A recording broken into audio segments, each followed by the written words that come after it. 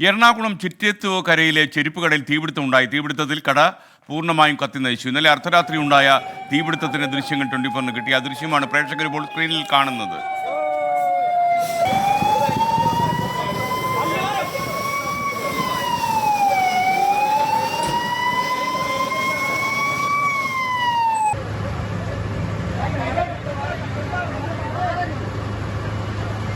ഈ നിയന്ത്രണം വിധേയമാക്കാൻ ഫയർഫോഴ്സ് കിണഞ്ഞു പരിശ്രമിക്കുകയാണ്. ശ്യാംകുമാർ കൊച്ചിയിൽ നിന്ന് വിവരങ്ങൾ നൽകുന്നു.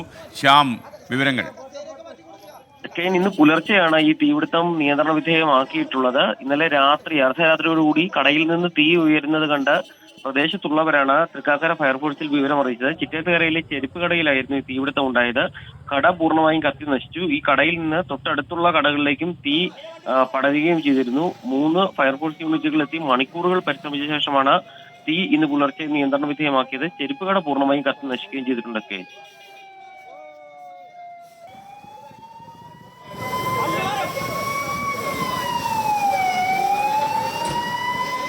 ഈ നിയന്ത്രണ വിധേയമാക്കാൻ കിണഞ്ഞു പരിശ്രമിക്കുകയാണ് ഫയർഫോഴ്സ് സംഘം.